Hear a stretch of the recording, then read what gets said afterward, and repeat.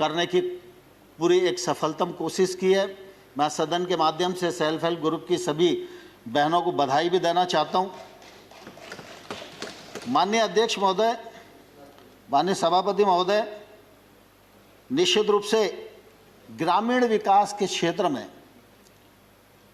गरीब आदमी के जीवन स्तर में बदलाव आए, इस बात का सद प्रयत्न और संकल्प प्रधानमंत्री मोदी जी का रहा। मुझे कहते हुए प्रसन्नता है कि प्रधानमंत्री आवास योजना को दोबारा से परिमार्जित करके बनाया गया, आकार बढ़ाया गया, पैसा बढ़ाया गया। और सिर्फ इतना ही नहीं कि हम आवास दे रहे हैं, इसका कोई यश प्राप्त किया जाए। गांव में रहने वाले व्यक्ति का जीवन सुगम हो, उसका जीवन यशस्वी हो, वह सही प्रकार से अपने परिवार के साथ रह पाए, इसलिए उसको आवास भी दिया। 8 करोड़ उज्ज्वला योजना के अंतर्गत रसोई गैस भी उसको उपलब्ध कराया, हर घर में शौचालय की उपलब्धता कराई, सौभाग्य योजना के अंतर्गत उसको बिजली की उपलब्धता कराई, उस घर में रसोई की उपलब्धता कराई। और आज हम ये कह सकते हैं कि इन सब गरीब हितैषी योजनाओं के कारण गांव में निवास करने वाले व्यक्ति के जीवन स्तर में बदलाव आया है। यह निश्चित रूप से एक योजनाबद्ध आमूलचूल परिवर्तन है। और मैं ये मानता हूं कि सरकार कोई भी हो, लेकिन सरकार का धर्म यही है कि देश में रहने वाले गांव गरीब किसान के जीवन स्तर में बदलाव आए, गांव में अधोसंरचना विकसित हो और ग्रामीण क्षेत्र में निवास करने वाले व्यक्ति के जीवन स्तर में बदलाव आए, यह सुनिश्चित करने का हम लोगों ने प्रयत्न किया है। कृषि का क्षेत्र हम सब जानते हैं बहुत महत्वपूर्ण है। कृषि के क्षेत्र में उत्पादन बढ़े, उत्पादकता बढ़े, उनके बहुत आंकड़ों में मैं नहीं जाना चाहता, लेकिन लगातार इस दिशा में आशातीत वृद्धि हो रही है। प्रधानमंत्री जी ने लोगों को आह्वान किया, सरकारों को निर्देश दिया कि भाई एक कालखंड था जब हमारे पास खाद्यान्न का अभाव था, तब सरकारों ने विचार उत्पादन केंद्रित किया, लेकिन आज हम खाद्यान्न में आत्मनिर्भर हैं, तो हमको किसान के बारे में अगर विचार करना है तो आय केंद्रित विचार करना चाहिए। और इसलिए किसान की आमदनी दोगुनी हो तो उसमें पीएम किसान योजना के माध्यम से 6,000 रुपये का कंट्रीब्यूशन सरकार ने भी दिया। और आज हम ये कह सकते हैं कि 10 करोड़ 75 लाख किसानों को 1,15,000 करोड़ रुपया डीबीटी के माध्यम से उनके अकाउंट में भेजने का काम किया है। लेकिन साथ ही साथ जब किसान की आमदनी दोगुनी करना है तो एक तरफ से काम करेंगे तो नहीं चलेगा, किसान की उत्पादन भी बढ़ना चाहिए, उत्पादकता बढ़ना चाहिए। उत्पादकता के लिए टेक्नोलॉजी का उपयोग होना चाहिए, सिंचाई के साधन बढ़ने चाहिए, लोगों को सूक्ष्म सिंचाई की ओर जाना चाहिए, फर्टिलाइजर की बीज की उपलब्धता समय पर होनी चाहिए। जी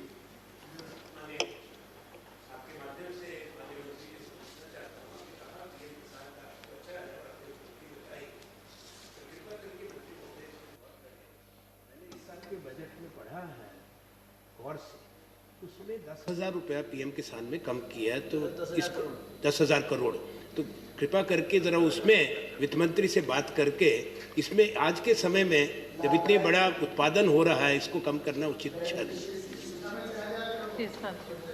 आनंद जी ने बिल्कुल वाजिब बात की ओर ध्यान दिलाया है, लेकिन मैं उनको स्पष्ट करना चाहता हूं कि जब पीएम किसान योजना का सृजन हुआ उस समय एक अनुमान लगाया गया कि देश में 14.5 करोड़ किसान होंगे। तो 14.5 करोड़ किसानों के हिसाब से 75,000 करोड़ रुपए का प्रावधान किया गया था। अभी लगातार कोशिश करने के बाद भी 10 करोड़ 75 लाख किसान ही रजिस्टर्ड हो पाए। केंद्र सरकार लगातार इस बात की कोशिश में लगी हुई है कि जो बचे हुए लोग हैं वो भी रजिस्टर्ड हो जाएं। अभी पश्चिम बंगाल जैसे राज्य है, उन्हें अभी ज्वाइन नहीं किया था, वो आ जाएंगे तो 70 लाख उनके ही हो जाएंगे। तो चूंकि आज की जो परिस्थिति है, उस परिस्थिति में हमारा काम इसमें चल रहा था 65,000 करोड़ रुपए में। और इस समय जो आप तो वर्षों मंत्री रहे हैं, तो आपको मालूम है कि जो बजट की व्यवस्था थी तो थोड़ी उसमें दिक्कत भी थी, तो इसलिए वहाँ 75 हटा के 10,000 कम किया है। लेकिन जिस प्रकार से आप देखते हैं कि हम मनरेगा में बजट 38,000 करोड़ का होता है, खर्च 49,000 करोड़ का होता है, तो अगले बार फिर 49 हो जाता है, फिर अगले बार जो खर्चा 59,000 करोड़ हो जाता है। इसी प्रकार से आज भी अगर हम देखेंगे 61 की जगह 1,11,000 करोड़ किया। जैसे रजिस्ट्रेशन बढ़ेगा, मैं आपके माध्यम से सदन को भी और किसानों को भी आश्वस्त करना चाहता हूं कि प्रधानमंत्री किसान सम्मान निधि योजना में पैसे की कोई कमी नहीं आने दी जाएगी। आप बिल्कुल बेफिक्र रहें। मंत्री महोदय, आपको कंक्लूड करने की ओर जाना पड़ेगा। जी ठीक है। Till he concludes, and we will reduce it from our other speakers. ठीक है। दूसरा, माननीय सभापति जी, हम सब इस बात को भलीभांति जानते हैं कि यूरिया की किल्लत किसानी के समय हमेशा होती थी। आप भी नीम कोटिंग करना चाहते थे, लेकिन उस समय नहीं हो पाया। लेकिन नीम कोटिंग किया, उसके कारण फर्टिलाइजर की उपलब्धता बढ़ी, सूक्ष्म सिंचाई की दृष्टि से रकबा बढ़ा। देश में 86% छोटा किसान है। छोटे किसान का रकबा छोटा है, उसके पास निवेश करने के लिए साधन नहीं है। अगर कोई रिस्क लेकर वो महंगी फसल की तरफ जाए तो मार्केट का लिंक उसके पास नहीं है। और वो 86% किसान वस्तुस्थिति है कि एमएसपी का भी लाभ नहीं उठा पाता है। और इसलिए सरकार ने ये कोशिश की कि हम 10,000 नए एफपीओ बनाएंगे और 10,000 नए एफपीओ को हम 6,850 करोड़ रुपया खर्च करेंगे। 5 साल में उनको स्ट्रेंथन करेंगे। छोटे छोटे किसान 300 की 500 की संख्या में मिलकर एक एफपीओ के साथ जुड़ें तो उनका रकबा भी बढ़ेगा, उनका उत्पादन भी बढ़ेगा, वो टेक्नोलॉजी से भी जुड़ सकेंगे और उनके उत्पादन का वॉल्यूम भी ज़्यादा होगा, तो वो अपने उत्पादन का वाजिब मूल्य के लिए बार्गेनिंग भी कर सकेंगे। इसलिए एफपीओ का एक बड़ा संसार खड़ा करने का काम इस देश में हम लोग कृषि के क्षेत्र में आरंभ कर रहे हैं।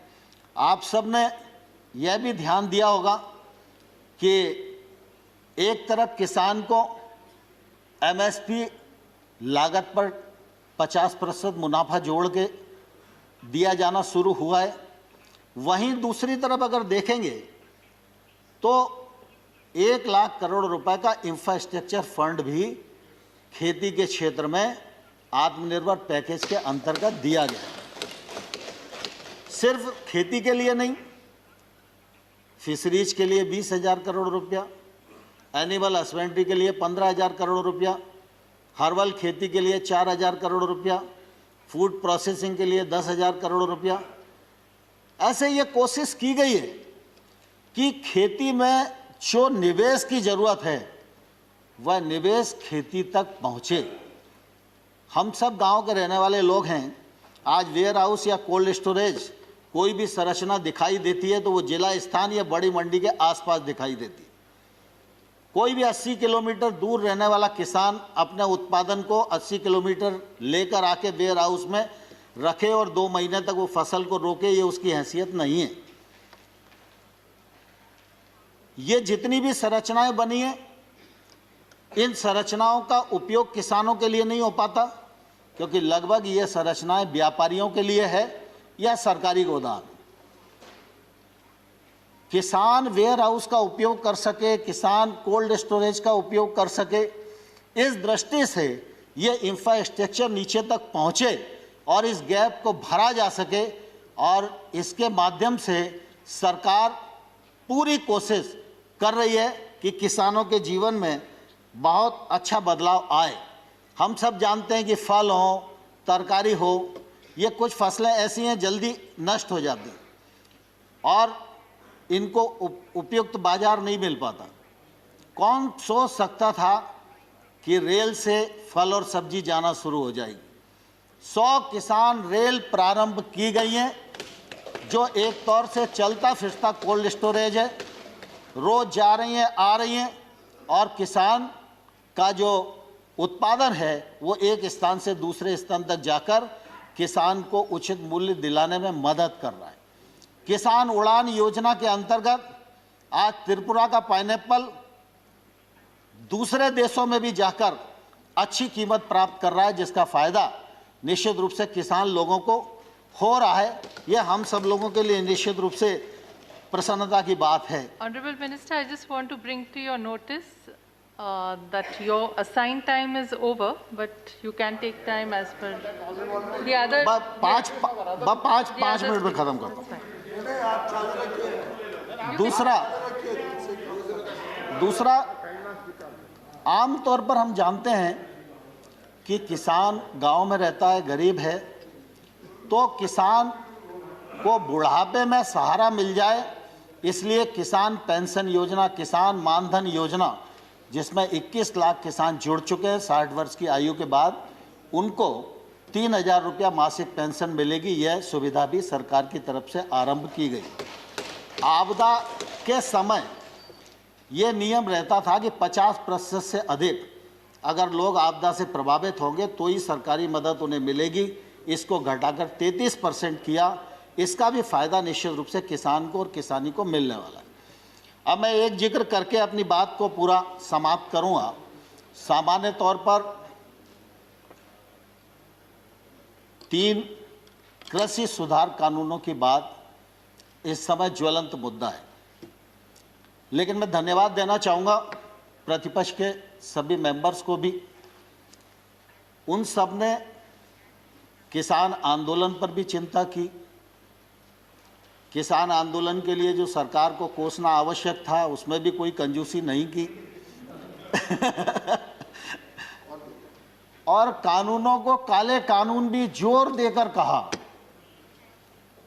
लेकिन मैं आजाद साहब और आनंद भाई आपको बताना चाहता हूं कि मैं किसान यूनियन से भी 2 महीने तक यही पूछता रहा कि कानून में काला क्या है, एक मुझे बताओ तो मैं उसको ठीक करने की कोशिश करूं। लेकिन मुझे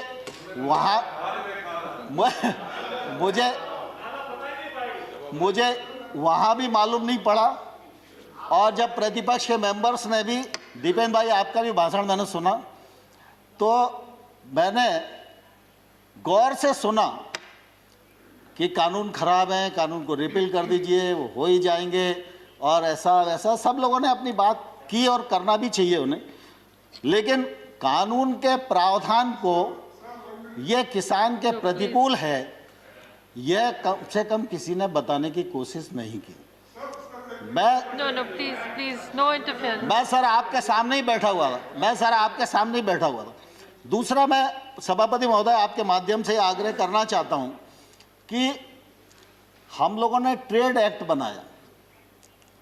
ट्रेड एक्ट में ये प्रावधान किया कि एपीएमसी के बाहर जो एरिया होगा वो ट्रेड एरिया होगा। वो किसान का घर भी हो सकता है, वो किसान का वेयर हाउस भी हो सकता है, उसका खेत भी हो सकता है। कोई भी व्यक्ति किसी भी स्थान के लिए किसी भी कीमत पर किसान वहाँ से अपने उत्पादन को बेच सकने के लिए स्वतंत्र है। ये हमारा एक्ट इजाज़त देता है। एपीएमसी के बाहर अगर कोई ट्रेड होगा तो उस पर किसी भी प्रकार का ना तो राज्य का टैक्स लगेगा ना केंद्र का टैक्स लगेगा। अब एपीएमसी के भीतर राज्य सरकार का टैक्स है, एपीएमसी के बाहर केंद्र सरकार का एक्ट है। केंद्र सरकार का एक्ट टैक्स को खत्म करता है और राज्य सरकार का जो एक्ट है वो टैक्स देने के लिए बाध्य करता है। तो मैं आपके माध्यम से किसानों को भी पूछना चाहता हूं, और विशेष रूप से पंजाब के किसानों को भी पूछना चाहता हूं। उनके यहाँ थोड़ी परिस्थितियां अलग हैं, आड़तिया का कमीशन अलग है, बाकी सब चीज़ें अलग हैं, लेकिन हमने टैक्स को फ्री किया और राज्य सरकार टैक्स ले रही है। तो जो टैक्स ले रहा है और लगा रहा है और बढ़ा रहा है, आंदोलन उसके खिलाफ होना चाहिए या जो टैक्स फ्री कर रहा है उसके खिलाफ होना चाहिए? लेकिन अब देश में उल्टी गंगा बह रही है। और मैं सभापति महोदय आपके माध्यम से किसान बंधुओं को भी कहना चाहता हूं और प्रतिपक्ष के मित्रों को भी कहना चाहता हूं, भारत सरकार नरेंद्र मोदी जी का नेतृत्व पूरी तरह किसानों के प्रति प्रतिबद्ध है, किसानों के प्रति समर्पित है। किसान आंदोलन के लिए हम लोगों ने लगातार उनको सम्मान देने की कोशिश की है, 12 बार ससम्मान बुलाकर बातचीत की है, एक शब्द भी हमने उनके बारे में इधर उधर नहीं बोला, संवेदनशीलता के साथ विचार किया है।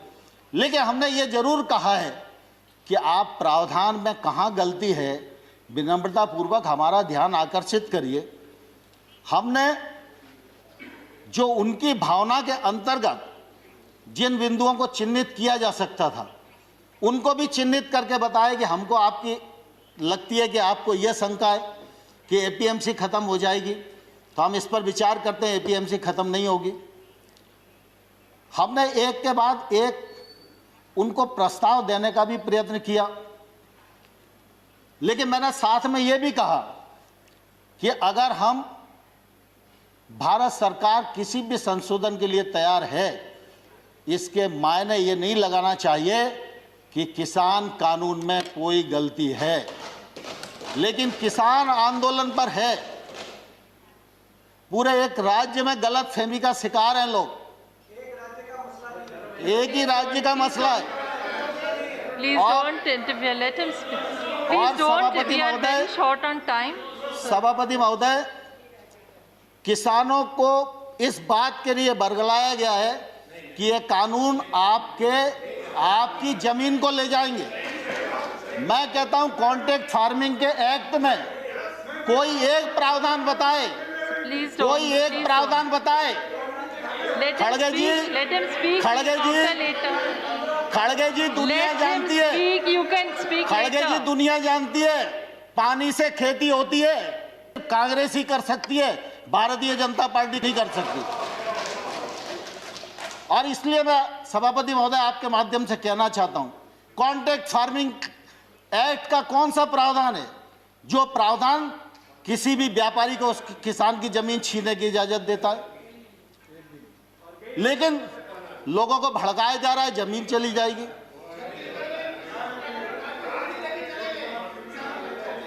No, please, no comments from either side. No comments, please. Let the honorable minister speak. जहां पर भी एक्ट में अगर कॉन्ट्रैक्ट फार्मिंग का प्रावधान किया है, कॉन्ट्रैक्ट मूल्य का प्रावधान किया है, कॉन्ट्रैक्ट मूल्य से फसल का मूल्य बढ़ेगा सीजन पर, तो उसका बोनस के रूप में हिस्सा किसान को मिलेगा, ये प्रावधान किया गया है। और किसान इस एक्ट से कभी भी बाहर हो सकता है, व्यापारी कभी भी बिना पैसे दिए इस एक्ट से बाहर नहीं हो सकता। और मैं सभापति महोदय आपके माध्यम से कहना चाहता हूं, पंजाब सरकार का कॉन्ट्रैक्ट फार्मिंग एक्ट उठाइए, हरियाणा सरकार का कॉन्ट्रैक्ट फार्मिंग एक्ट उठाइए। और वो तो हुड्डा जी के समय ही पारित हुआ था, और आज अरे Please.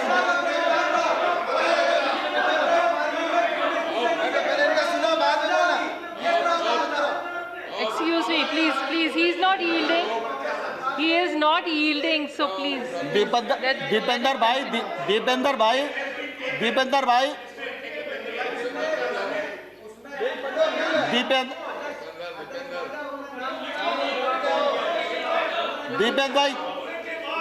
भाई प्लीज, अरे मुझे स्पष्ट तो करने दीजिए। You still मुझे have a स्पष्ट तो करने member. दीजिए। You can speak.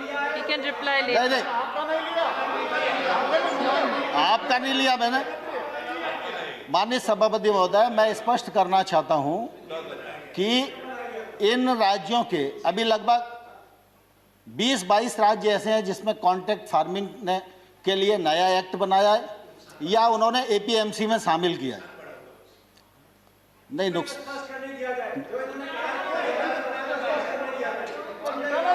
We are already very tight on time. Dipen भाई, And let him finish. You still have a member to speak. He can reply in that. Honorable Minister, please continue. Honorable Minister, please continue. Rule 6 में APMC में amendment हुआ हरियाणा में, मगर उसके साथ-साथ ये प्रावधान बना कि अगर एमएसपी से नीचे कोई प्राइवेट कंपनी अगर कॉन्ट्रैक्ट फार्मिंग में खरीद सकती है तो कानूनी कार्रवाई और सजा होगी। आप सजा का प्रावधान करें। ठीक है दीपेन भाई, आपकी बात आ गई, लेकिन मैं कुल देखिए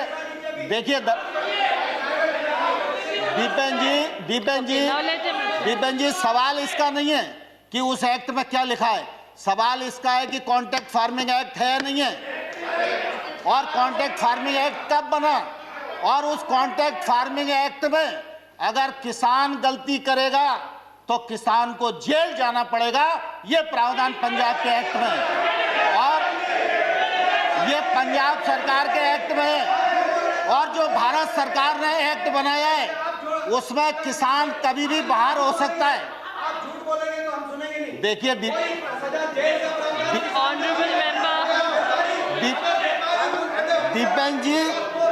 दीपेन जी मैं ये एक्ट बता सकता हूं आपको, पंजाब सरकार का एक्ट बता सकता हूं।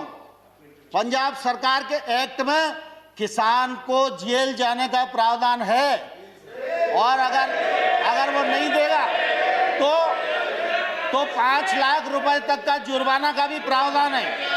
लेकिन भारत सरकार का एक्ट, हरियाणा की बात कर रहे हैं कि किसी और एक्ट की बात कर रहे हैं? नहीं, मैं पंजाब की बात कर रहा हूँ। हाँ, कॉन्ट्रैक्ट फार्मिंग मैंने कहा पंजाब। सॉरी, आप पंजाब की बात कर रहे हैं, हरियाणा की बात कर रहे हैं, तो ये कंफ्यूज होकर बोल रहे हैं।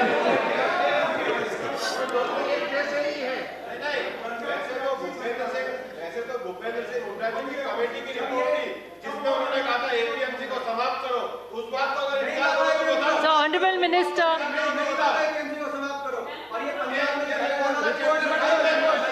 हुड्डा जी, अब एक बार दीपेन जी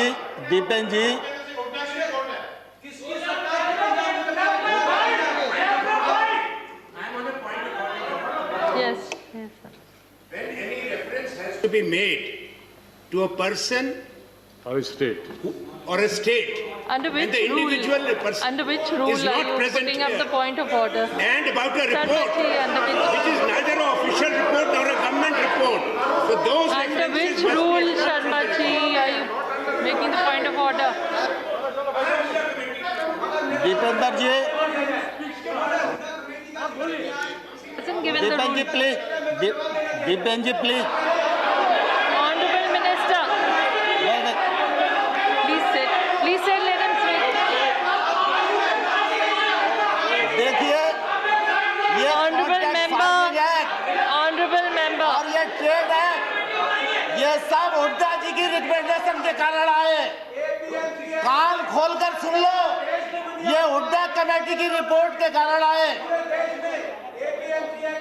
और अब जब दोबारा से कृषि पर बहस हो, जब कृषि पर बहस हो तब आप पढ़ के आना और बहस करना, मैं जवाब Under दूंगा which आपको। rule, sir? Bhupendra Yadav ji has a point of order. Please say under Bhupendra which ji. rule and Madam, माननीय सभापति महोदय, Madam, Bhupendra Rule Yadav ji. 238, Rule 9, shall not obstruct proceeding his or interrupt and avoid making running commentaries with speeches are being made in the council. उनको जरा restrict करिए. Now, honorable members, please realize we are very short on time. And नहीं, let सभापति the महोदय, honorable मैं minister 2 minute finish में his समाप्त speech. कर रहा हूं। You still have one member who can speak, so they can respond to what honorable minister is saying. So, माननीय honorable सभापति minister, ji, please don't give a माननीय chance. and सभापति जी, complete it. मैं आपके माध्यम से सदन को बताना चाहता हूं, खरीद में ट्रांसपेरेंसी आए, ई ट्रांजैक्शन बढ़े, किसान को वाजिब दाम मिले, इलेक्ट्रॉनिक ट्रेड बढ़े। इसके लिए 1000 मंडियों को ई नाम मंडी के रूप में परिवर्तित किया, और 1000 और अब कर देंगे, बजट में प्रावधान हो गया। इसी प्रकार से लगातार हमने कोशिश की है कि कृषक की आमदनी दोगुनी हो और किसानी का योगदान देश के जीडीपी में तीव्र गति से बढ़े। ये जो कृषि सुधार बिल हैं, ये बिल भी इसी दिशा में एक महत्वपूर्ण कदम है। मैं आपके माध्यम से सारे सदन को भी और सारे किसान भाइयों को भी ये कहना चाहता हूँ कि प्रधानमंत्री नरेंद्र मोदी जी किसानों के लिए समर्पित हैं और रहेंगे। नरेंद्र मोदी जी ने कृषि सुधार बिल जो लेकर आए हैं, वो किसान के जीवन में क्रांतिकारी परिवर्तन लाने वाले हैं, किसान की आमदनी बढ़ाने वाले हैं और देश आगे बढ़े, गांव आगे बढ़े, किसान आगे बढ़े और देश का इकबाल पूरी दुनिया में बुलंद हो, इस उद्देश्य के साथ मोदी सरकार इस देश में काम कर रही है। माननीय सभापति महोदय, बहुत बहुत धन्यवाद। धन्यवाद तोमर जी। इसके बाद Shri Akhilesh Prasad ji. Akhilesh, please sir, please sir, please, you have one more member, he can respond. No, please, please, please. Sir, you're very senior, we are very short on time. Okay, sir, thank you. No, sir, please, please, please. Akhilesh Prasad ji, please stand.